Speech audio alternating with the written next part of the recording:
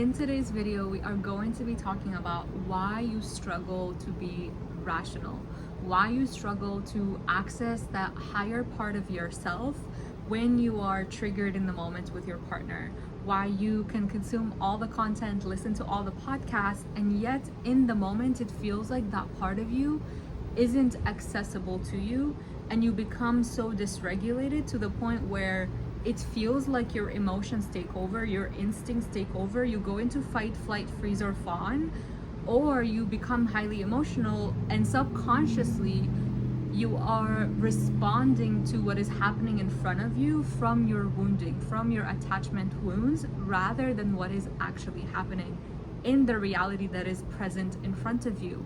And then you end up blaming your partner, and then you end up blaming yourself and going down this spiral of self-blaming, judging yourself, saying, well, I know all of this stuff, why can't I just follow through on it? What takes over me?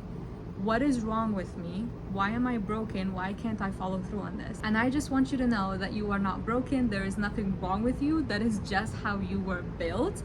And in today's video, that is exactly what I am going to be sharing with you. And we are going to really dive deep into, I'm so excited for today's video. We're going to be diving deep into different layers of the brain and how they function and how they impact this response, this reaction that happens in relationship when you are triggered or when old wounds resurface. Also, I just felt like doing a video outdoors today. So if you see me jumping up, like I love nature, but I hate bugs. Like I really just don't like bugs.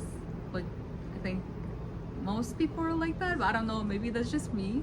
So if you see me jump up, if you see me screaming, don't laugh at me and don't judge me. I'm just enjoying the view of my garden right now. And also my cat is back there just looking so mad that she can't be outside, but she is not allowed to be outside because she is too mischievous. She's too tiny, and she will most likely run away. And she's ran away before actually to other neighbors' decks, and we had to get her back by like shaking treats and like screaming to bring her back. So she's not allowed outside, only sometimes. So let's dive right in. I'm going to be sharing this image right here with you so you can reference it for what I'm going to be talking about. So in this image that I'm going to be sharing with you, it is going to be based on a model named the Triune Brain Model, and it was, I think, created by Dr. Paul McLean, something like that. Don't quote me on that. It's gonna be in the picture. His entire theory was that there were 3 different layers of the brain. There was a layer of the brain that consisted of instincts, the first part of the brain that first developed, which kind of is like your fight flight instincts for survival purposes. The next layer of brain that developed was the limbic system, which a lot of people know that is associated with the amygdala. It is associated with memories, emotions, bonding, nurturing, relationships. And then the third layer, which is the neocortex, where your frontal lobe is associated with higher brain functioning, planning, organizing, speech, that type of thing. So it is the part of your brain that is very logical. It thinks through things and is able to respond in a rational way. And each layer impacts the level below it. So the neocortex impacts the limbic system, and the limbic system impacts the instinctual system. And when the instinctual or the limbic system are activated, that actually shuts down the neocortex. So it shuts down the rational part of your brain that is able to think through a problem rather than just respond based off instinct, rather than just respond through emotion, or by avoiding pain, or by seeking pleasure. And the interesting thing is that these first 2 symptoms are highly impacted by trauma. And because the limbic system is associated with emotions, it is associated with memories, when you have experienced trauma, when you have experienced what now has turned into attachment wounds and shows up in your relationship, your amygdala has recorded those memories, those traumatic memories with an emotion. It has associated whatever memories you've gone through, whatever painful experiences you've gone through, with emotions.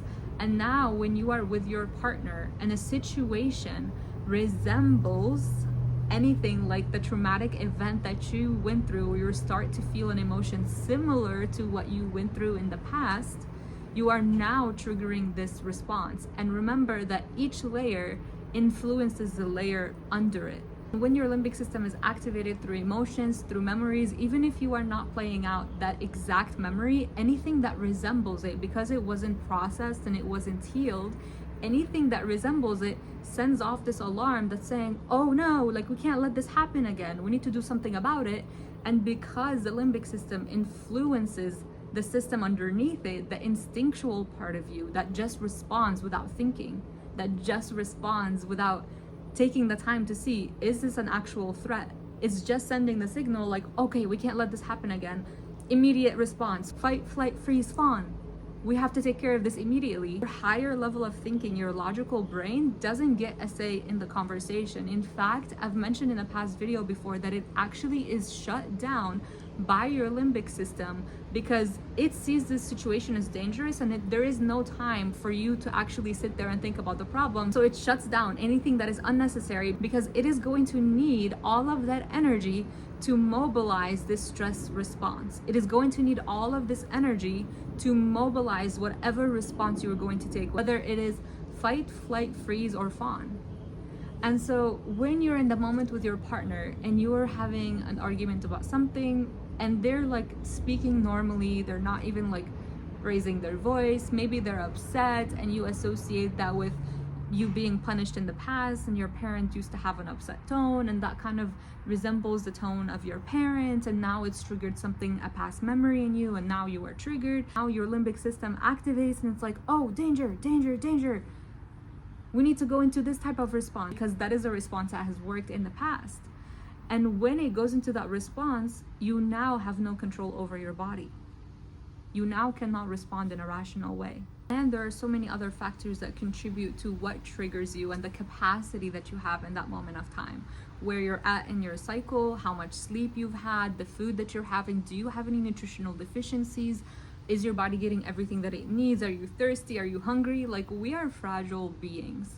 And if you are not taking care of yourself, if you are not pouring into yourself, and you are constantly in this stress response, and you're in this relationship with your partner where you now have a loving person in front of you, and that is associated with fear, that is associated with trauma, that is associated with being punished, that is associated with disapproval, it's associated with all kinds of things from the past, you're almost likely always going to be living in a very dysregulated state within the relationship. And this is why so many fearful avoidants actually feel so much better leaving the relationship, because now they can actually relax. Now they can actually become regulated again. But what I teach my clients is how to become regulated within the relationship. Because how else are you going to have a relationship if the only relief you get is when you leave the relationship? You're going to keep sabotaging every single relationship that you get in if you are constantly responding from a dysregulated state. This is why it is so important to become familiar with your body, to start creating that safety within your body, which doesn't happen until you actually start to get to know it first. And then once you get to know it, create that internal safety.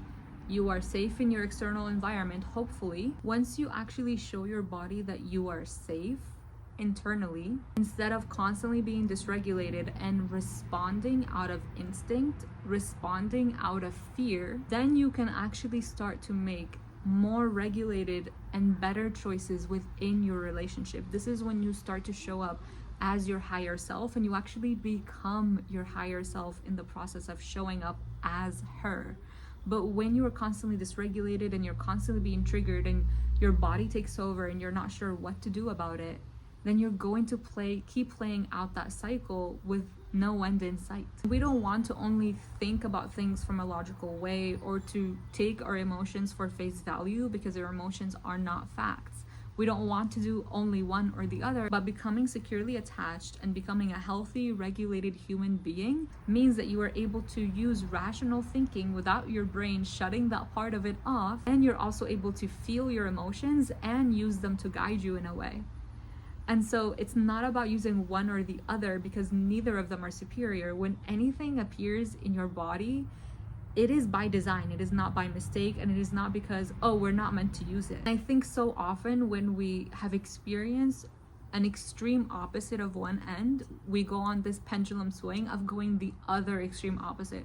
So if we were fully into our emotions, believing everything that it said, took it at face value, and we just weren't able to use our logic, our rationale, now we go all the way to the other side and we're like, okay, I can only use logic. I can't trust my emotions at all. I will not be listening to my emotions. And then you become a highly rational thinking person, and now you're like, no, but like I feel disconnected from my body.